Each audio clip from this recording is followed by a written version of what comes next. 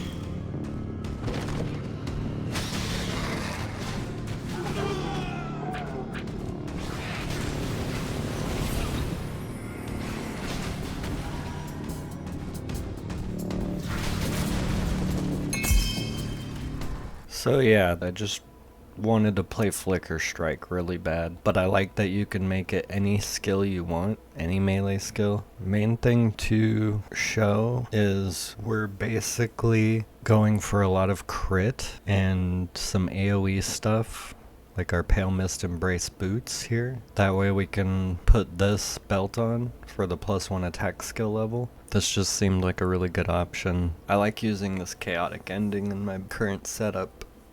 Just seems like a lot of extra damage. And the ominous gift dual wield is interesting on her, and that's because we're using joined force to really stack that extra offhand damage into the main hand. Not entirely sure why I'm doing it, other than I just felt like it was the better option out of all of these. Here's my passive trees. Went with haste in here from 3rd time's a charm, and that way we just always have it. You can get it elsewhere, but this is what I chose to do since we get agility blessings on crit anyway. Went with steady accumulation for that additional hit damage. And then I went Ronin. That gives me fervor. And these are all subject to change, of course, eventually. And fluke for lucky crits. I just thought that would feel the best. Our new god talents, the only ones to really note are these two. They seem really good for our setup. The others are just some basic ones I found. I'm still trying to get better. This is our hero traits. We want the whole top side, so we don't get additional attack speed bonus, but that's fine. We don't get block chance, but we convert regain into restoration over time. Main skills can't be supported by activation mediums, but we have no cooldowns on our vendetta while we have hasten, so this just constant flicker striking. And then I went with Feline Fury here because I like the crit setup, and the main thing I wanted was the chance to trigger main melee attack skill 1 additional time for every 5% effective critical strike chance, and you even get some for excess as well. I'd say it feels really good. This is probably really strong as well. I can't tell which is better currently.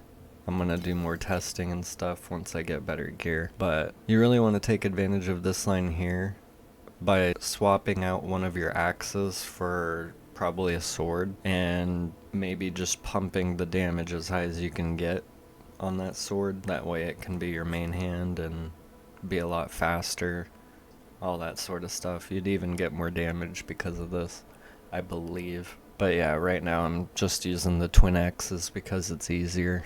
Really cheap. Our hero memories, we're going with strength and evasion, evasion and crit, and attack speed evasion. I felt like stacking a lot of evasion right now just because we're constantly teleporting around, so we barely get hit, but when we do get hit, we want it to be a chance to not be taking the damage. And we have other methods of reducing the damage further. Gear like this. Additional damage is reduced by enemies in proximity. This ended up dropping for me, so I just wore it. There's probably better, but that armor gives you some damage reduction as well, so I figured why not. The mandatory items I think that are staying are the boots, the ring, and the chest. However, I could change these things later. We'll see how it goes. Last thing to show is the gem setup real quick. We're using Spectral Slash, so we're strength scaling. And the skill is really interesting because you mark on hit, which multiplies damage taken. You spread the mark on kill to everything in an 8-meter base radius, increased by AoE, and then you spread on hit as well, and then you generate a clone for every combo point consumed. It shotguns and removes marks, so it like auto targets all the marked enemies. It's very interesting. And we went with a crit setup, getting extra fervor stuff here as well, and recuperation. I really want the 3rd and 5th slot supports, the unique ones, but they're very expensive this season because it's a new skill. Vendetta, you can get benefits from recklessness. However, I don't notice Tendon Slicer, so it's a little weird, but we definitely get the extra attack speed here, and the life starts to like go away as you use it.